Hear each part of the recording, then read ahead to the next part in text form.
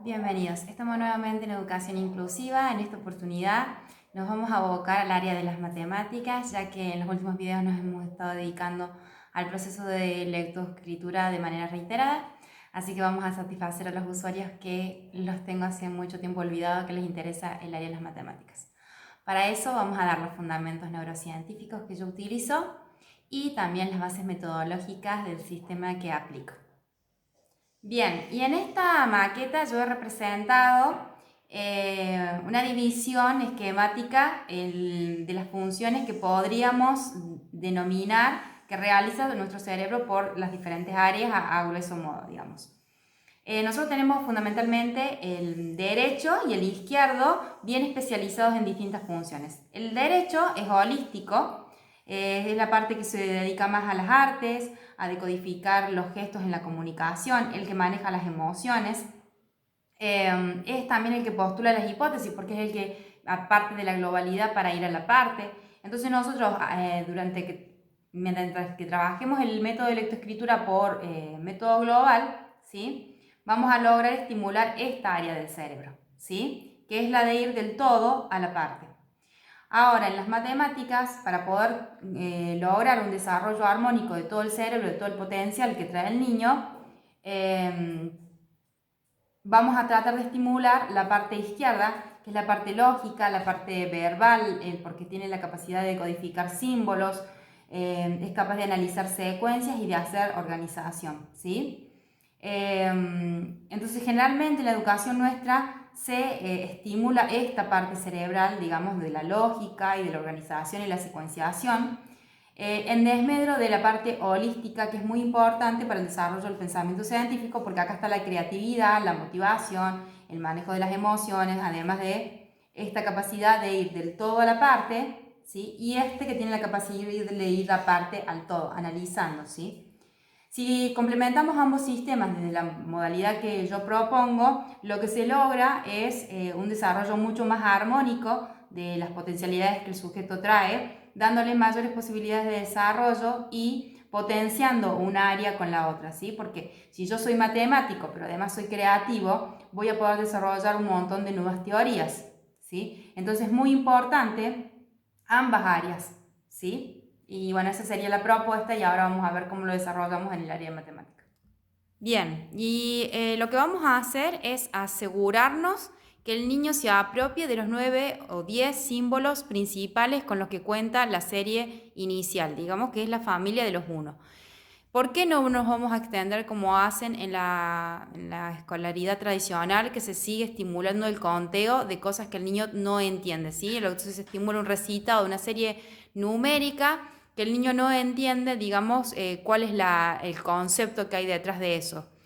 Se fuerzan algunos saberes y de forma memorística el niño los incorpora, pero sin comprenderlos, entonces después eso crea problemas a la resolución de situaciones problemáticas y hace la resolución del cálculo.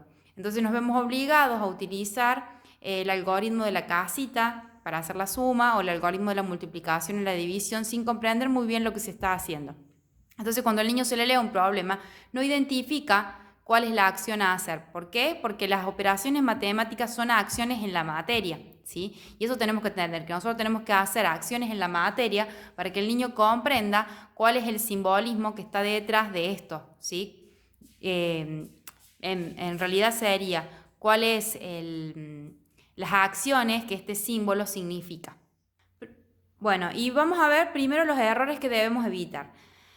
La primera cosa que debemos evitar es que el niño crea que el número tiene que ver con una posición solamente. El número tiene que ver con una cantidad. Entonces el agrupamiento. Acá hay 1, acá hay 2, acá hay 3 y acá hay 4, ¿sí?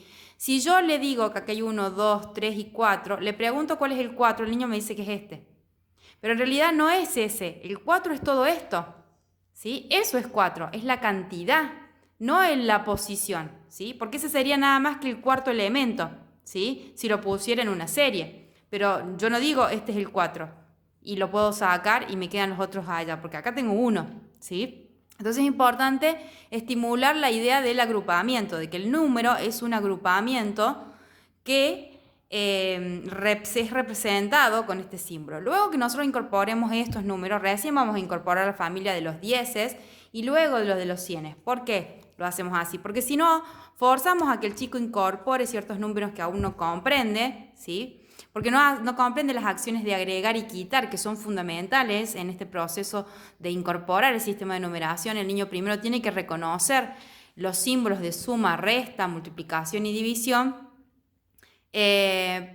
o por lo menos los conceptos implicados dentro de juntar, sacar, repartir en partes iguales o sumar en partes iguales, ¿sí? Reconocerla como acciones diferentes y recién ahí estimular la serie numérica, digamos. Entonces, cuando nosotros estimulamos la apropiación memorística, que en realidad no es una apropiación, digamos el aprendizaje de la serie de forma memorística, lo que logramos es que el niño diga que esto es un 1 con un 2, ¿sí? El 1 con el 2 es el 12. Y entonces después nosotros le preguntamos, ¿esto qué es? Un 1. Y cuando tienen que hacer cálculos mentales no logran entender que esto es una decena, ¿sí? Pero en realidad es un 10, ¿sí? Depende de cómo yo lo ponga, esto. Y entonces cuando lo tienen que descomponer, no se dan cuenta de que esto se descompone, de que esto es un 10 y se puede descomponer en partes más chiquitas y darle al otro tantas unidades para poder restar, por ejemplo. O que se lleva tantas unidades para el otro lado y se suman en el otro lado, digamos, ¿sí? Convirtiéndose en decenas, se suman hacia el otro lado. El niño termina aprendiendo de manera mecánica estos procesos, sin comprenderlos, y entonces después no puede resolver situaciones problemáticas y le cuesta mucho el acceso a la multiplicación y a la división, justamente porque no ha habido una comprensión de lo que es las acciones que sostienen el número. Entonces, por ejemplo, ¿qué cosas podemos hacer como para que ellos entiendan? Lo primero es que el número tiene que aparecer como memoria para recordar una cantidad. Entonces, por ejemplo, si yo tengo copitas, le puedo decir, las copitas están lejos, ¿no? Están en el otro lado de la mesa. Y le puedo pedir, anda hasta la otra mesa y trae elementos, un elemento para cada una de las copitas, ¿sí? La única forma de que él vaya hacia otra mesa y en un solo viaje y vuelva con la cantidad justa de elementos es saber contar. Entonces ahí el número va a aparecer como memoria para recordar una cantidad, ¿sí? Si estos fueran muñecas, le podemos mandar a que busque vestidos y así sucesivamente, ¿sí? O le podemos dar una figura geométrica a componer y le decimos, bueno, ¿cuántas bolitas yo voy a necesitar para armar esta pirámide? ¿Sí? Y entonces ahí aparecerá que, bueno, que vamos a necesitar una por cada vértice y entonces vamos a necesitar tantos palitos y tantas bolitas para construir esta pirámide, ¿sí? O en este caso 4 figuras, que es lo que yo he necesitado.